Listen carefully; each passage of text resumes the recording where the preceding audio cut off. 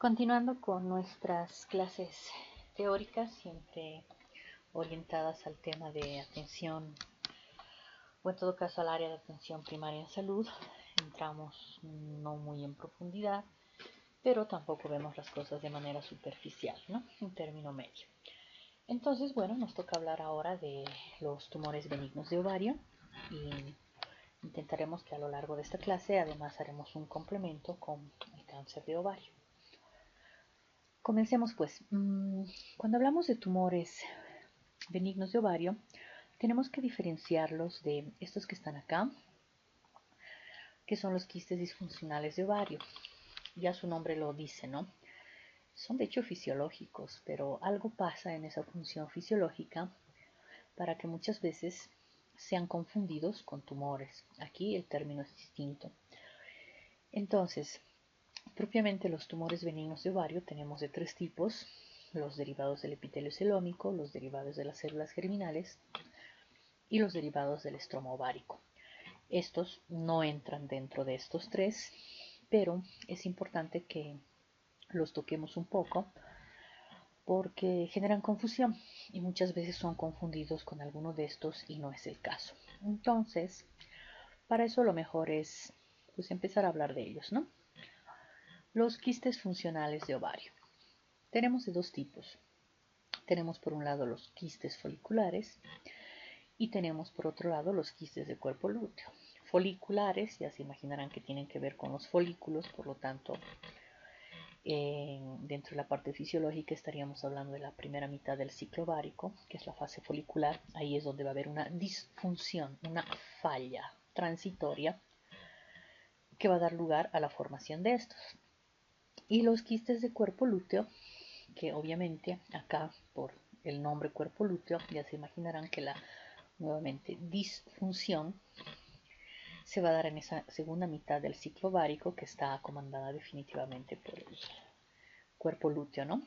Bien, entonces veremos cada uno de ellos. Ninguno de estos dos son patológicos ni pueden considerarse tumores benignos del ovario, pero malignos, pero muchas veces son confundidos y es bueno diferenciarlos porque la mayoría de estos que se ven por vía ecográfica muy frecuentemente son confundidos con tumores benignos de ovario y no lo son. Ok, empecemos con los quistes foliculares. Estos son las estructuras quísticas más comunes encontradas en ovarios, repito, saludables, personas normales, ¿ok? Y que normalmente se las confunden con neoplasias sin que lo sean. Y donde se produce el problema puede ser de dos tipos, ¿no? Pero el problema o la falla está en la maduración folicular, en dos tipos de situaciones. La primera, cuando ustedes saben que cada ciclo, lo habíamos visto en fisiología, maduran una corte de 5 a 10 folículos dependiendo de la edad, pero solo uno de ellos llega a ser el folículo dominante que finalmente ovulará. Entonces, ¿qué es lo que sucede? Que llega a formarse este folículo dominante, pero por una falla fisiológica transitoria no ovula. Y al no ovularse queda como un quiste, por eso se llama quiste folicular. Esa es una de las fallas. Y la otra de las fallas es, recuerden que uno evidentemente llega a madurar más que el resto de la otra corte. Pero ¿qué pasa con estos otros que al inicio de la fase folicular también maduran? Todos maduran, obviamente uno madurará más que el resto. Pero ¿qué pasa con los otros que maduran? Pues más o menos una vez que se ha seleccionado el folículo dominante, los otros durante esta fase folicular tienden a atreciarse, a desaparecer, a reducir.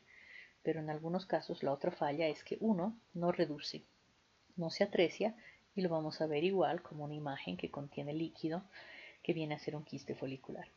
Esas son las dos fallas que se producen para que se produzcan los quistes foliculares. Como digo, estas situaciones pueden darse en ovarios perfectamente normales o saludables y tienen que ver sobre todo con fallas de tipo personas que se han estresado demasiado por alguna situación muy importante en su vida, la pérdida de un familiar, de una persona amada, tal vez que tienen que afrontar una situación de estrés muy importante, no lo sé, un examen, defensa de tesis, la participación, no sé, en un juego olímpico, etcétera.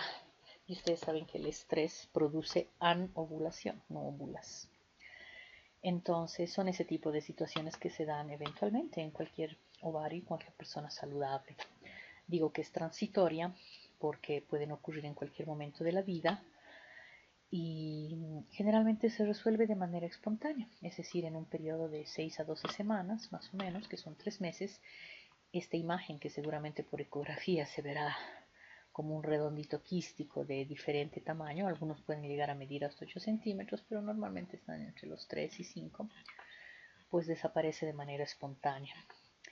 Y eso es lo que sucede con los quistes foliculares. Esa es la razón por la que no entran catalogados entre los tumores benignos de ovario, porque son quistes disfuncionales que luego volverán a la normalidad por lo general de manera espontánea. Como les digo, puede ocurrir en cualquier momento durante la vida reproductiva, no es de extrañarse ver este tipo de imágenes. La otra situación es el quiste de cuerpo lúteo, si bien son menos frecuentes que estos, y lo que sucede es el resultado de una hemorragia intraquística. Obviamente se los ve durante la segunda mitad del ciclo, es decir, algo así como que ya se produjo la ovulación y recuerden que todo esto se convierte en el cuerpo amarillo. El problema es que al momento de romperse esta superficie ovárica para liberar este óvulo, muchas veces hay pequeños vasos microsangrado que rellenan este contenido de acá y pueden verse pues una imagen un poco irregular, con contenido anecoico, etcétera. Y claro, da la impresión de un quiste de forma irregular, ¿no? Entonces son confundidos con tumores benignos, pero no lo son.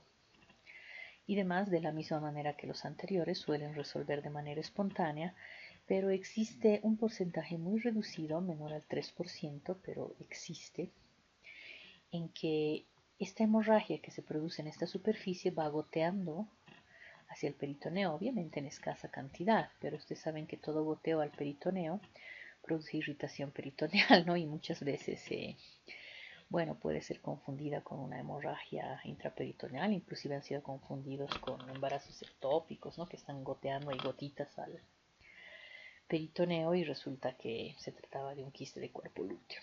En fin, rara vez ocurre en esos casos extremos. Ahora con el advenimiento de la laparoscopía hace muchos años, pues prácticamente uno ve a través de la camarita en el abdomen y claramente uno puede diferenciar si se trata de un ectópico o un quiste folicular roto para que el procedimiento sea mínimamente invasivo y no se esté procediendo a una laparotomía por una situación de disfunción fisiológica transitoria.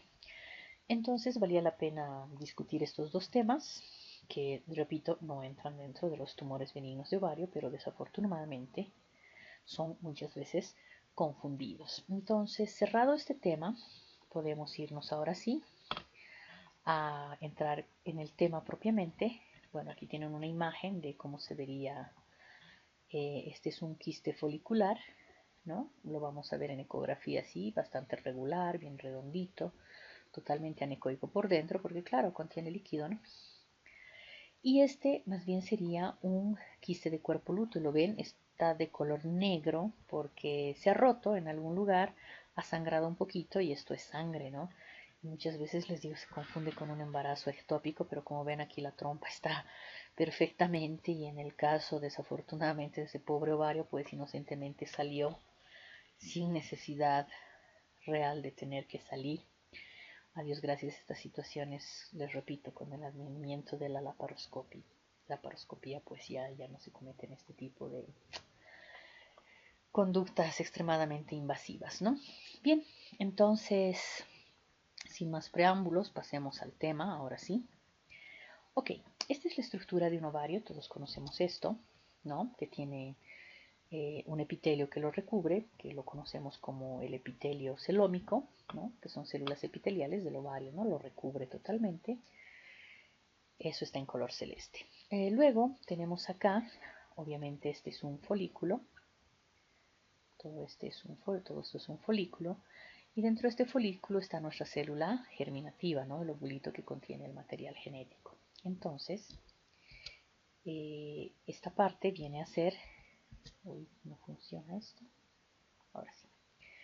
Bien, vienen a ser las células de tipo germinales. ¿Por qué germinales? Porque dan origen a un nuevo ser. Recuerden que el ovulito es el que contiene el material genético, ¿no? Bien, y luego tenemos este otro que una vez que se ha producido la ovulación, todo este tejido que va a corresponder al cuerpo lúteo que queda dentro del ovario, concretamente en su corteza, se va a convertir, bueno, son conocidas como células del estroma, ¿no? ¿Por qué células del estrómago? Porque recuerden que aquí tenemos una teca externa, una teca interna que se forman, estas células de la granulosa, y sabemos que estas células producen cierto tipo de hormonas. En la primera mitad del ciclo, sobre todo tenemos la producción de estradiol o la aromatización de alguna testosterona en estradiol producto de las aromatasas, y en una segunda fase del ciclo, una vez ovulada, cambia su función y comienzan a producir progesterona. Por supuesto que producen otra infinidad de hormonas más que aquellos que se quieran dedicar a la parte de fertilidad, pues seguramente lo revisaremos a mayor profundidad, ¿no? en la especialidad de ginecología, pero por ahora para atención primaria basta tener una idea general. Y estas, bueno, las conocemos como células del estroma. Una vez que tenemos el panorama de las células ováricas, tanto las del epitelio celómico, las germinales y las células del estroma, pues teniendo este contexto en nuestra cabeza, lo único que nos queda es entender que una parte de los tumores benignos de ovario derivarán de este epitelio, otra parte muy pequeña derivará de las células germinales y otra aún más pequeña derivará de las células estromales. Definitivamente las más frecuentes son las que deriven de este epitelio celómico. Entonces vamos a ver ello.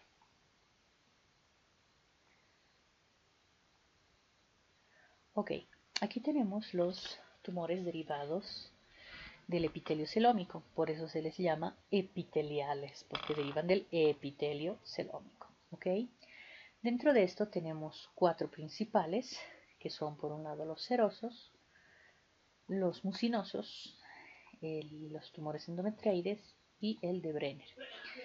Entre estos, el más frecuente, con un 60% dentro de los epiteliales, son los serosos. ¿Ok? Se llaman así porque contienen un líquido seroso en su interior. Por lo general son uniloculares, es decir, es uno solo, no tiene tabiques dentro por lo general.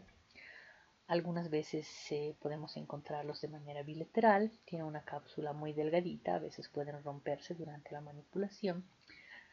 Y si bien no existe una edad específica de presentación, pero la mayor parte se encuentran por encima de los 40 años, ¿no? Entre los 40 y 50. Varía un poco con los mucinosos. Los mucinosos, como su nombre lo indica, contienen moco. Suelen ser bastante grandes, a diferencia de estos, suelen crecer mucho. Pueden ser multiloculares, es decir, tienen tabiques en su interior que los separan en múltiples lóculos o espacios. Algunos pueden llegar a crecer muchísimo. Suelen ser, a diferencia de estos, unilaterales, en cambio estos pueden ser bilaterales, estos suelen ser unilaterales. La edad de presentación es gente un poco más joven, ¿no? Están entre los 35 y 50 años y entre todos representan el 20% a 15% de las neoplasias benignas de ovario. Luego tenemos los endometrioides que están muy asociados a la enfermedad endometrial, ¿no? Que todos conocemos, o bueno, la endometritis y demás. Y bueno, estos tienen una edad de presentación lógica en edad reproductiva, especialmente entre los 20 a 30 años, ¿no? ¿Y por qué se llaman endometrioides? Porque al igual que la enfermedad de base, que es la endometriosis, ¿qué es la endometriosis? Es la presencia de tejido endometrial fuera del útero, porque su sitio normal es dentro del útero, concretamente a nivel del endometrio, pero sabemos que la endometriosis consiste en eso, ¿no? La presencia de este tejido endometrial fuera del útero, que puede ubicarse a nivel de las trompas, puede ubicarse a nivel del fondo de saco de Douglas, obviamente puede ubicarse en la superficie del ovario, etc. Entonces, muchas veces estos forman este tipo de tumores epiteliales, pero en la superficie del ovario, y por eso tenemos los tumores endometrioides, pero están, como digo, muy asociados a la endometriosis. Decíamos que se presentan en edad reproductiva, son mujeres jóvenes entre los 20 y 30 años. Obviamente el contenido es chocolatoso porque el endometrio sangra, ¿no? Y coexiste con endometriosis, lo que hablábamos hace un momento. Finalmente, mucho menos frecuente todavía, tenemos estos que son denominados los tumores de Brenner. Este tumor de Brenner es bastante extraño porque si bien se presenta en la superficie del ovario, todo esto es el ovario y aquí tenemos, o sea, el tumor, ¿no?, de Brenner, que si se fijan su consistencia es más cauchosa, muy diferente, ¿no?, al resto del tejido ovárico, son radicalmente diferentes. No tenemos muy claro cómo hacen estas células del urotelio porque revisten los conductos tanto ureterales como vesicales, por eso es urotelio. ¿Cómo llegan estas células a este nivel? Pero el tema es que una vez que llegan y desarrollan algún tipo de tumor, pues bueno, son bastante extraños, se llaman tumores de Brenner, suelen ser pequeños, ¿no? Y esto es muy importante, compuesto por células transicionales del urotelio, que nada tienen que ver con el resto que hemos hablado, pero están clasificados en este acápite. Seguiremos avanzando. Y bueno, ahora vamos a la otra parte que habíamos dicho. El otro lugar de donde derivan los tumores son de las células germinales, ¿no? Entonces, lo que podemos hablar de estos, siempre hablando de tumores benignos inicialmente, que se presentan en mujeres muy, muy jovencitas, entre los 15 y 20 años, normalmente máximo 25, ¿no? Muy, muy jóvenes. Pueden tener tejidos mixtos porque al ser derivados de las células germinativas, recuerden que las células germinativas son las que van a dar origen a un nuevo ser, por lo tanto podrán tener derivados del ectodermo, del mesodermo y del endodermo, ¿no? Entonces tienen las tres capas germinativas y sabemos que cada una de ellas da origen a diferentes partes del embrión inicialmente futuro feto, ¿no? De los tejidos me refiero. Entonces, ciertamente podemos encontrar una mezcla de piel, ¿no?, de dientes, de pelo, presencia de cartílago que normalmente derivan del mesodermo, piel del ectodermo, etcétera. Hay un poco de todo. Entonces, aquí tienen una imagen donde hay un poco de grasa, un poco de cartílago, pelo por el medio, en fin. Y tenemos tres tipos o variantes dentro de estos tumores germinales del ovario. El más frecuente será el teratoma maduro y los menos frecuentes serán el quiste dermoide y el gonodoblastoma. Seguimos avanzando en este tema.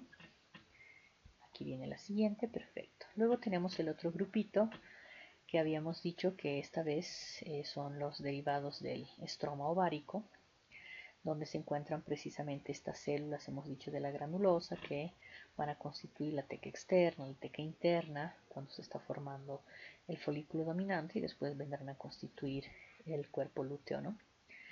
Entonces estos se presentan sobre todo en personas mayores, alrededor de los 50 años, y según el tipo de la célula que esté involucrada, pues producirán alguna elevación específica de cierta hormona, ¿no? Por ejemplo, los tecomas se caracterizarán sobre todo por la producción ya sea de estrógenos o testosterona, ¿no? Los tumores de la célula de la granulosa producen sobre todo estrógenos y también tenemos algunos denominados fibromas. Ok, entonces con eso yo creo que habríamos visto de manera general de dónde deriva cada uno de estos tumores benignos de ovario, ¿no? De qué capa, y hemos visto que los más frecuentes son definitivamente los derivados del epitelio celómico. En cuanto a los signos y síntomas, en líneas generales podríamos decir que a más grande el tumor, obviamente mayores serán los síntomas y los signos. Para ponerla fácil, ¿no? Un tumor de unos 5 centímetros, pues es muy probable que no dé mucha sintomatología, ¿no? Porque es pequeño. No pasará lo mismo con un tumor de unos 10 centímetros, donde ya la situación se hace, inclusive uno tiene una sensación de peso en la pelvis. Como recordemos que los intestinos, tanto delgado como grueso, el colon ascendente, descendente, y los intestinos también, el intestino delgado hace su peristalsis por la cavidad pélvica. Entonces, obviamente, durante esta peristalsis muchas veces pueden llegar a mover, tocar este, este tumor que ya mide 10 centímetros. Entonces, eso va a dar algún tipo de sintomatología, ¿no? Desde digestiva, lo que fuese. Y obviamente a más grande, imagínense uno de 20 centímetros, pues ya definitivamente no solo va a ser la sensación de peso, puede interrumpir el tránsito intestinal, inclusive en las personas muy delgadas ya se va a evidenciar un franco crecimiento del perímetro abdominal a nivel del hipogastrio y la pelvis, ¿no? Prácticamente como un embarazo. Imagínense un tumor de 20 centímetros, pues seguro que se lo va a ver con facilidad en pacientes muy delgadas, especialmente, ¿no? Sensaciones de masa pélvica. Peor aún si se trata de temas de temas endometriósicos, obviamente habrá bastante dolor durante la menstruación, bueno, dependiendo del caso. Pero ¿a qué va toda esta explicación? ¿A qué lógico? A mayor tamaño, pues mayor signo-sintomatología. Entonces, la signo-sintomatología será lo que estaba comentando en su momento, dolor abdominal pélvico, que será intermitente, especialmente estos que ya miden más de 5 centímetros, ¿no? Con la peristalsis intestinal, como les digo, a veces son empujados y pueden torcerse y ahí viene un dolor exquisito, ¿no? Por torsión, según la posición. Sensación de masa pélvica, crecimiento del perímetro abdominal, todo tiene que ver con el tamaño. Por supuesto, habrán trastornos gastrointestinales cuando la masa es muy grande, lo que les decía, náuseas, sensación de saciedad porque no hay una buena peristalsis, etcétera, ¿no? Trastornos menstruales, especialmente exceso de vello, acné, etcétera, sobre todo en aquellos casos donde los tumores sean derivados, habíamos hablado del estroma, ¿no? Porque va a ir en aumento las hormonas que normalmente se producen acá. Eso en cuanto a la signosintomatología. ¿Qué exámenes auxiliares nos ayudan para este tema? Definitivamente el más importante, yo diría casi el gol estándar en estos casos, viene a ser la ecografía, ¿no? Y de preferencia si es la ecografía transvaginal, pero también la abdominal ayuda. Este es el examen de mayor utilidad porque no solamente nos va a permitir la caracterización, ¿no?, de la tumoración, y nos va a dar datos muy importantes, como por ejemplo si se trata de un tumor sólido, ¿no?, como sobre todo sucede con los derivados de la granulosa, o si es mixto, ¿no? Estos famosos teratomas suelen ser mixtos, tienen una parte quística con líquido y otra parte sólida. En cambio, los serosos, mucinosos, normalmente son anecoicos, no tienen eco, se ven negros, son quísticos, obviamente. Nos pueden mostrar si se trata de una masa, un tumor único, hacia un solo lado, o si están hacia los dos lados, bilaterales. Nos permite ver si son multiloculados o uniloculados, es decir, de una sola cavidad o varias cavidades, si existen tabiques, etc. La ecografía definitivamente es un instrumento terriblemente útil para el diagnóstico, ¿no? Nos dan además la característica de la cápsula, ya con los nuevos ecógrafos funcionantes que tenemos ya hace más de 10 años que tienen tan desarrollado el tema de la flujometría Doppler. Nosotros podemos ver inclusive qué cantidad de sangre le llega a este tipo de tumores para más o menos orientarnos hacia la benignidad o malignidad de los procesos. Se pueden observar si existen papilas o cualquier tipo de componente mixto, heterogéneo, en fin. Por lo tanto, la ecografía es definitivamente el examen más útil. Luego tenemos los marcadores tumorales, que la verdad son muy inespecíficos. Los mencionamos por decoro, pero en realidad no es que sean muy útiles para el diagnóstico. El CA125 sirve sobre todo para los serosos, pero tenemos que entender que el CA125 puede elevarse en cualquier situación que afecte a los derivados del epitelio celómico, y tenemos que recordar que la superficie del ovárico no es el único derivado del epitelio celómico. En realidad todas las serosas del abdomen, la serosa que recubre el útero, la serosa que recubre las trompas de falopio, la serosa que recubre toda la cavidad peritoneal, son derivados celómicos. Entonces cualquier situación que afecte, basta una inflamación del hígado, por ejemplo, o una peritonitis, un embarazo ectópico, ¿no?, que va a hacer que la serosa de la trompa se ensanche, se inflame, se estire. El simple embarazo, el embarazo común y corriente, que hace que el útero vaya creciendo de tamaño, y a medida que va creciendo el útero, pues también la serosa que lo recubre va a ir creciendo, estirándose. Cualquiera de estas situaciones puede producir una elevación del CA125. Entonces, ahí está lo que comento de que no son marcadores específicos, ¿no? Por eso los estamos mencionando por decoro más que otra cosa. El CA19.9 funciona más o es un mejor referente para los derivados mucinosos, pero como les digo, ¿no? La elevación tiene que ser muy importante para pensar en un proceso neomaligno. Estoy hablando más de 300. Generalmente elevaciones, el número normal de esos es 35 miliunidades por miliunidades internacionales por ml. Pensar una elevación de 60, 80, 90 son procesos benignos. ¿Cuándo pensamos en procesos malignos? Cuando realmente superan los 300, 400, 500. Y esto va a estar definitivamente acompañado de otra sintomatología como líquido libre en cavidad, presencias de masas voluminosas en pelvis, etc. Por eso les digo que su especificidad y sensibilidad no son muy útiles, especialmente para tumores benignos. Bien, ciertamente la elevación anormal de testosterona o el estradiol obviamente llamarán la atención, me parecen estos más útiles, pero cuando estemos hablando de los tumores benignos derivados de la granulosa, ¿no? Las células de la granulosa obviamente producirán mucho estradiol y hay células de la teca, ¿no? Que muchas producen testosterona. Recuerden que esto es normal, que el ovario produzca testosterona, pero por aromatización se convierte en estrógenos, ¿no? Entonces no es de extrañarse que estas células de la teca produzcan testosterona.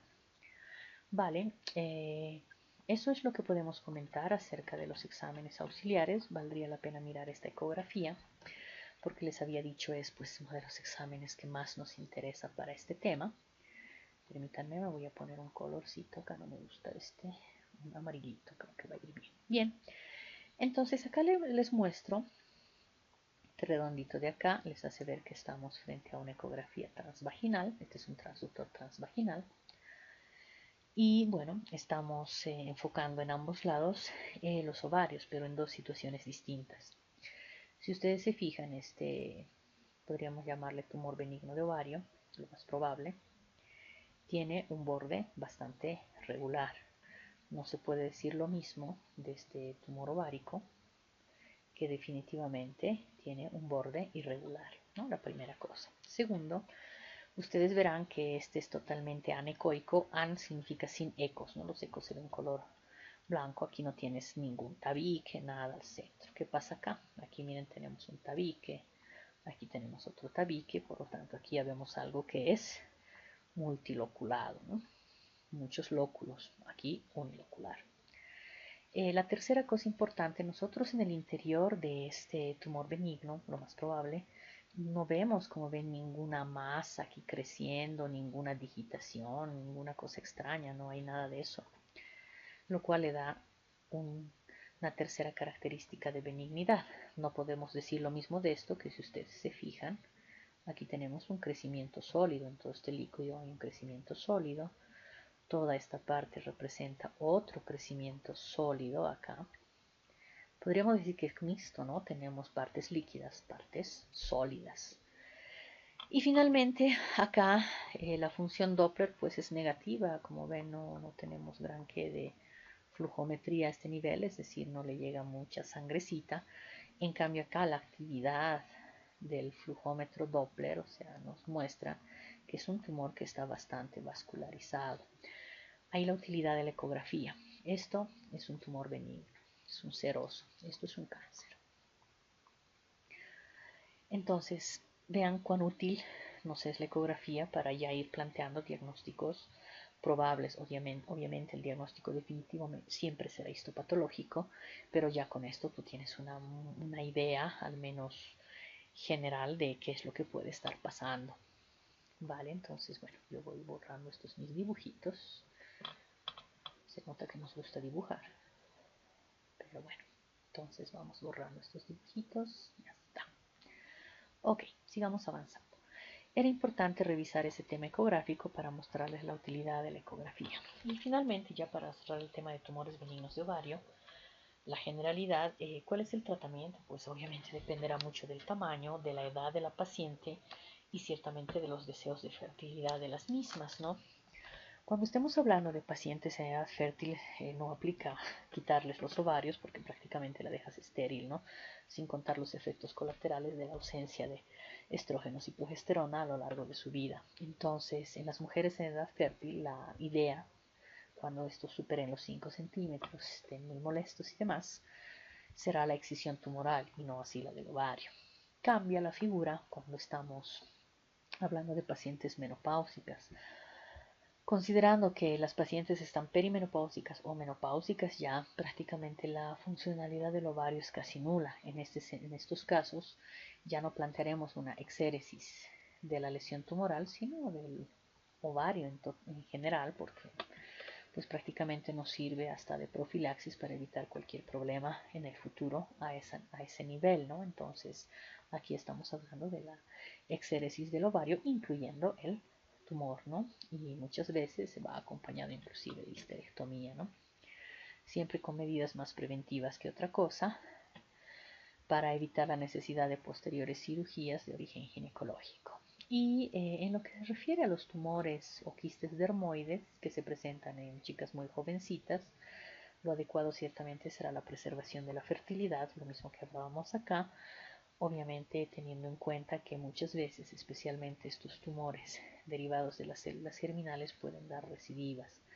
Sopesado este tema y bien informada la familia, va muy bien que se trabaje de preferencia en la excisión solo tumoral, ¿no? Para lo que les digo, la preservación de la fertilidad. Bien, entonces eso es lo que creo que podemos comentar acerca de los tumores benignos del ovario. Vamos a terminar esta presentación y vamos a comenzar, perfecto, con la siguiente, eco, que esta vez nos vamos a dedicar al tema de revisar igual de manera no profunda, sino superficial, pero lo más ordenada posible, del tema de cáncer de ovario, ¿no?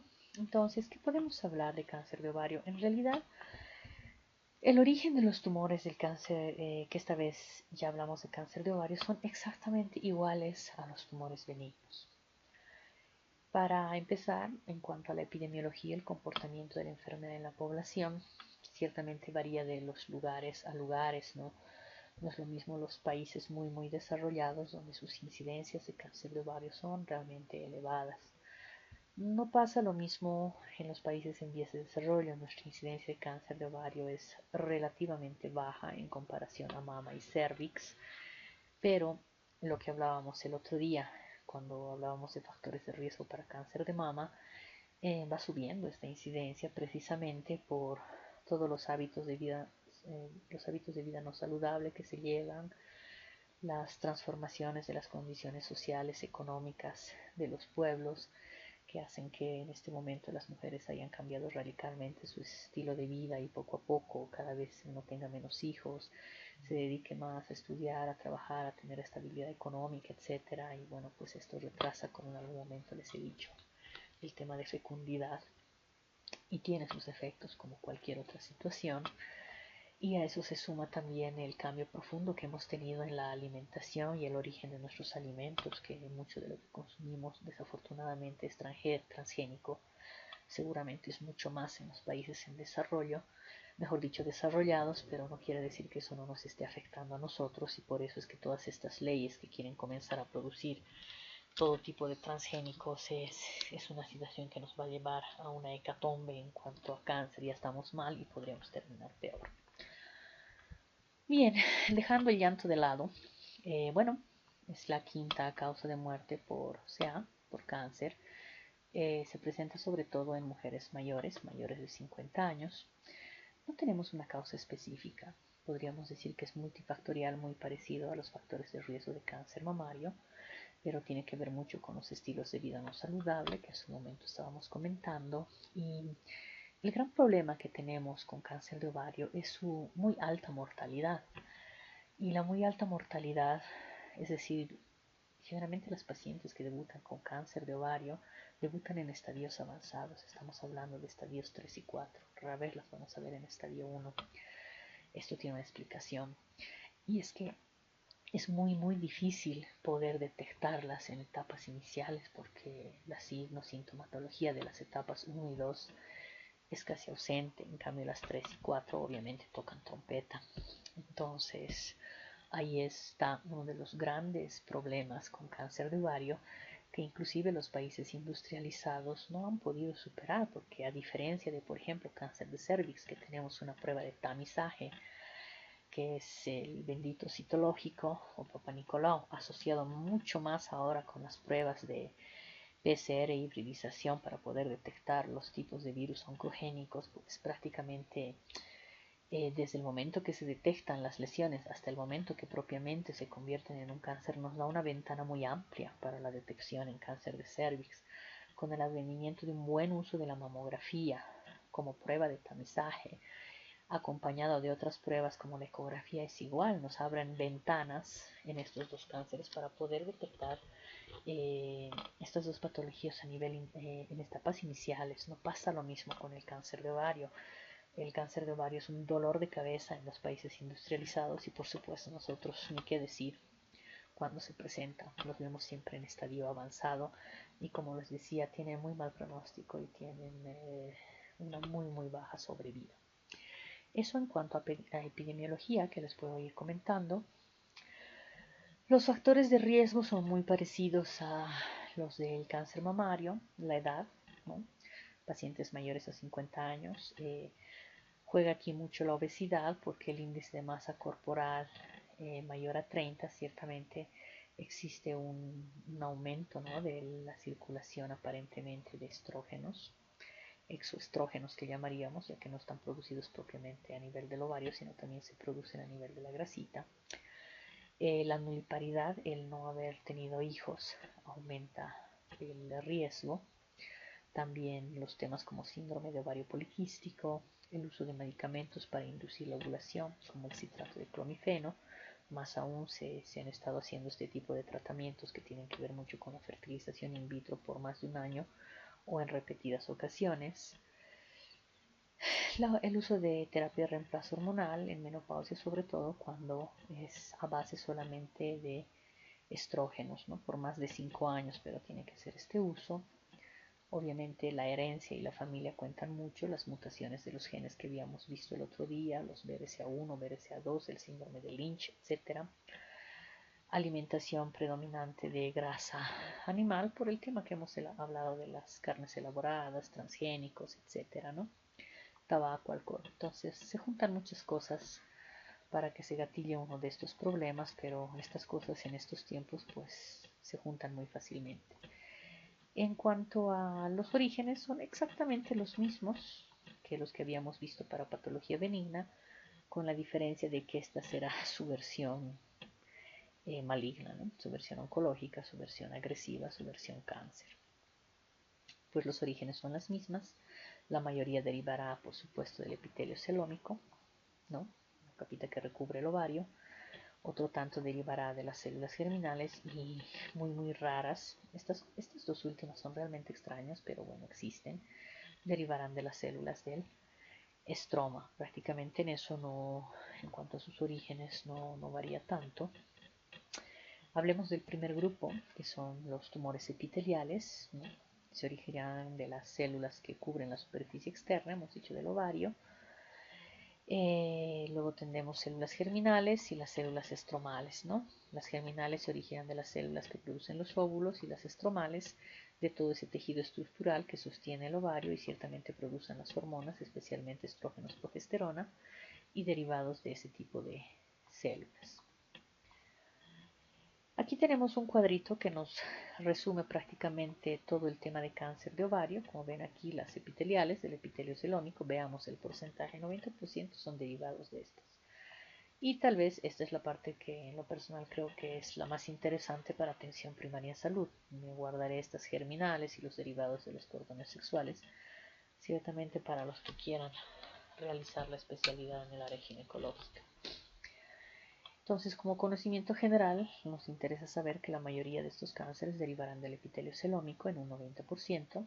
Los nombres son los mismos que los de tumores benignos de ovario, vale decir, tenemos los serosos, los mucinosos, endometrioides, solo que aquí aparece uno nuevo, se llaman de células claras, e indiferenciados. Estos dos son terriblemente agresivos. Los otros tres nombres no son difíciles de recordar porque son similares a los de patología benigna, ¿no?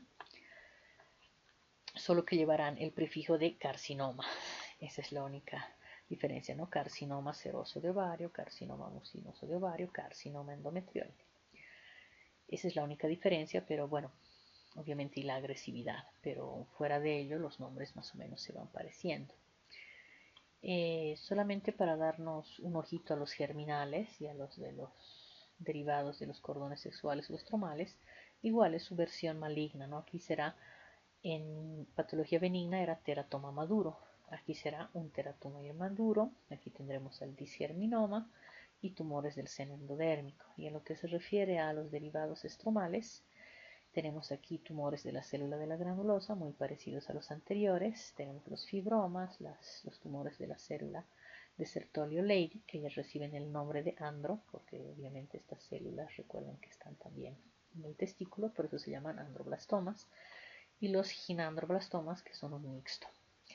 Como les digo, esta parte la voy a dejar un poquito de lado porque creo que va más para especialidad y no interesa tanto en atención primaria en salud, y desarrollaremos estos de acá, que son los derivados del epitelio celómico. Bien, sigamos avanzando.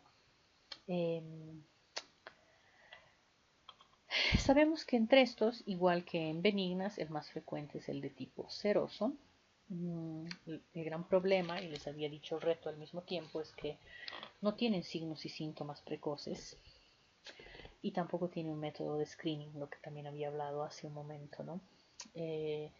Se presentan sobre todo en personas mayores de 50 años y la mayoría de estos, sobre todo en personas mayores de 65, el 60% de ellos, y tiene muy mala sobrevida. La sobrevida a los 5 años está entre el 15 y 35%, obviamente dependerá del estadio. A estadio más avanzado, pues menor sobrevida. Este es el promedio de sobrevida en general. Seguimos avanzando. ¿Qué más les puedo contar acerca de cáncer de ovario? Concretamente estamos hablando de los derivados del epitelio celómico. Cuando comienzan a aparecer los síntomas, les decía que estamos hablando de etapas generalmente avanzadas, ¿no? 3 para arriba. Entonces, obviamente habrá una sensación de peso en la pelvis por el crecimiento tumoral, dolor en la parte baja del abdomen, porque claro, al ir creciendo comienza a empujar las estructuras que están alrededor e invadirlas en otros casos. Recuerden que a diferencia de los tumores benignos, esto es invasivo, por lo tanto invade y desprende sus células cancerígenas en toda la cavidad pélvica y posteriormente en toda la cavidad abdominal. Muchas veces podemos tener o estar asociados a hemorragias vaginales.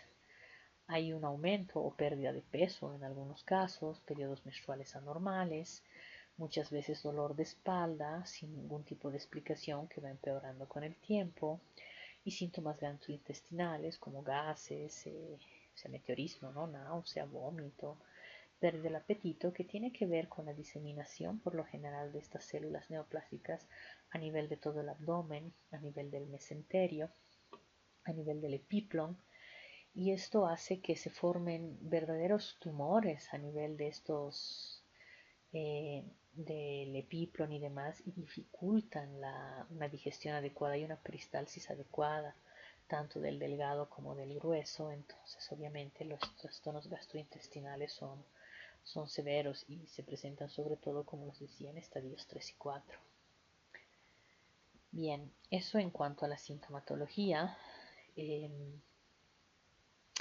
Bueno, acá, ¿qué nos sirve para el diagnóstico? Pues nuevamente la ecografía viene a ser nuestro instrumento más útil, porque como vimos en el anterior, en el ejemplo que les di cuando estábamos hablando de los tumores benignos, al lado les había puesto la imagen ecográfica de un cáncer, ¿no? Entonces, definitivamente la diferencia entre uno y otro es abismal en cuanto a comportamiento, aparte que la ecografía no solamente nos sirve para visualizar el tumor a nivel de la pelvis, sino también nos da un complemento extra como la presencia de ascitis, que es líquido libre en cavidad abdominal, una característica muy frecuente del cáncer de ovario, o tumores de tipo mixto que han visto, ¿no? Que tienen partes sólidas, partes líquidas y demás. Acá el CA125 puede convertirse Una herramienta útil, pero repito, para nosotros pensar en patología neoplástica maligna, los niveles tienen que estar altos, generalmente por encima de 600, 650 unidades internacionales por ml. Ya habíamos visto que el CA 125 y sus elevaciones por encima de lo normal, pero bajas, que están hasta el 100 y demás, pueden también estar relacionados con otro tipo de, ni siquiera patología, pero que tenga que ver con algún tipo de agresión al epitelio celómico. Ya lo habíamos hablado hace un momento. La TAC contrastada será muy útil, nos permite ver la presencia de líquido libre en el abdomen, la presencia de otro tipo de metástasis, ya sea a nivel del pulmón, a nivel de los diafragmas, del hígado, nos permite tener una buena visualización del epiplon a nivel del abdomen para ver si tiene o no depósitos importantes de las células neoplásticas, etc. Está muy bien la TAC. El CA19-9 será útil cuando estemos hablando de tumores de tipo mucinoso, pero repito, ¿no? Los niveles tienen que ser realmente altos para poder orientarnos. Y finalmente el tratamiento. Pues en realidad el tratamiento se basa en dos pilares en este momento, que es la quimioterapia bueno, y el tratamiento quirúrgico, que van por lo general, se ayudan, ¿no? Se complementan.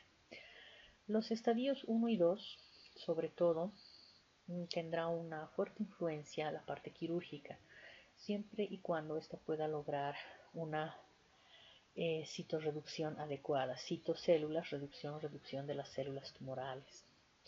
¿Esto qué quiere decir? Quiere decir que el objetivo de una cirugía de máximo esfuerzo, ¿qué significa una cirugía de máximo esfuerzo?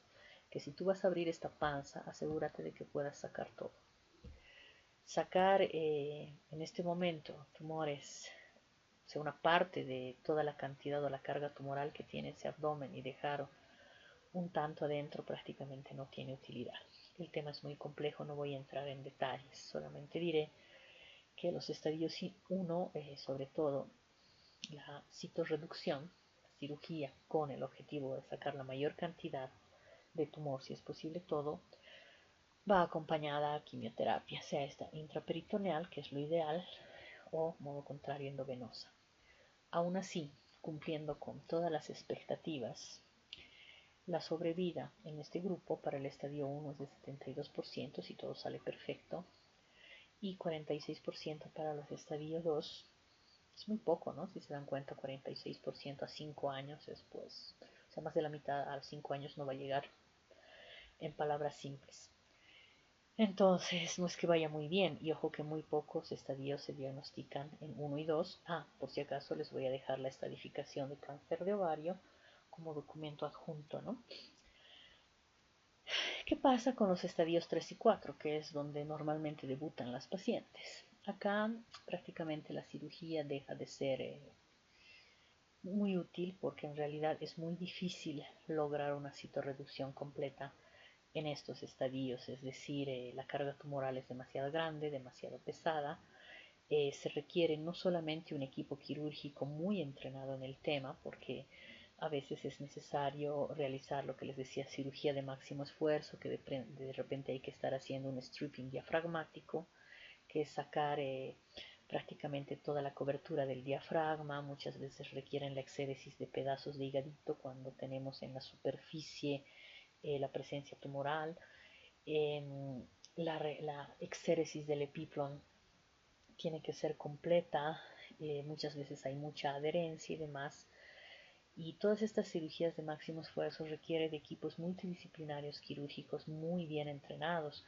Muchas veces se tienen que resecar pedazos de intestino, se tiene que resecar parte de la vejiga y hacer neoanastomosis o neovejigas para poder hacer realmente este debulking que les llamo completo, ¿no? O sea, sacar toda la cantidad tumoral que se encuentra en ese abdomen, y son cirugías muy extensas que no todos los servicios tienen estos equipos multidisciplinarios, ¿no? O sea, tienes que tener al urólogo a la mano para que esté haciendo las neovejigas y las anastomosis de los nuevos uréteres. Tienes que trabajar muy cerca con cirugía gastro para que te haga las anastomosis, etcétera, de las resecciones intestinales o inclusive colostomías que se requieren para poder realmente retirar toda la carga tumoral. Y es por eso que estos estadios 3 y 4 tal vez de inicio se comienza con quimioterapia, que ha sido, podríamos decir, la mejor versión para estos estadios, y posteriormente que la quimioterapia ha logrado, especialmente la intraperitoneal, hacer algún tipo de control de toda esta carga tumoral intraabdominal, ahí ya la cirugía de intervalo que se conoce podría ser una alternativa, es decir, terminar de sacar todo lo que la quimioterapia tal vez no haya logrado. Aún así, cumpliendo de manera perfecta con equipos multidisciplinarios y todo esto. Este protocolo, si ustedes observan, la sobrevida es muy pobre, apenas 17% para los estadios 3, o sea, 5 años es realmente penoso, ¿no? Y para el estadio 4, pues la sobrevida es 4% a 5 años. Entonces, bueno, nos va bastante mal en el tema cáncer de ovario, por lo tanto no es que sea un tema que alegre mucho discutir. Y bueno, ahí tienen una imagen tan diferente a esta otra, miren. Esta es un tumor benigno de ovarios, un seroso, como ven es redondito, circular, brilloso, no tiene lóculos, papilas, nada. Y si vemos ese, pues es horroroso, ¿no? O sea, la diferencia se ve al tiro, ¿no? Totalmente irregular, generalmente está compuesto por una parte sólida. Todas estas papilas van desprendiendo células en toda la cavidad peritoneal. Miren cómo ya ha tomado toda esta trompa, el otro ovario, la superficie del útero. Obviamente esto ha diseminado por todo el peritoneo. Es muy diferente el comportamiento, ¿no?, de los tumores benignos y malignos del ovario. Y hablando de lo que les decía, ¿no? La diseminación, ¿cómo se disemina? Pues su primera vía de diseminación, ojo, ¿no? Por eso está con 5 estrellitas aquí, es la transcelómica. ¿Qué significa? Significa esto, ¿no? Que todas estas células, imagínense, de este tumor, pues se van desprendiendo acá al líquido peritoneal, y el líquido peritoneal circula por toda la cavidad peritoneal, o sea, por todo el abdomen, y es por eso que encuentras tan fácilmente estas células pegadas a los intestinos, a los epíplones, en la superficie del diafragma, en la superficie del propio peritoneo, de la pared peritoneal, la pared abdominal, o sea, la pared peritoneal, ¿no?, que recubre, está llena de células. ¿Por qué? Porque esa es su vía de diseminación transcelómica. Su segunda vía de diseminación será obviamente la linfática, y la última la hematógena. Entonces, este se disemina por todo lado, es un desastre como cáncer. Y bueno, ya prácticamente para terminar este vistazo general, la pregunta es si se puede detectar el cáncer de ovario en etapas tempranas. Pues por ahora es muy difícil. Apenas el 20% de ellos se detecta en etapas tempranas. Hablamos de etapas tempranas, los estadios 1 y 2. Generalmente suelen ser hallazgos casuales. Y la sobrevida, a pesar de diagnosticarlas en etapas tempranas, es muy pobre, va entre el 75 al 92% a 5 años, ¿no? Pero 75 es muy poco si estamos pensando en etapas tempranas.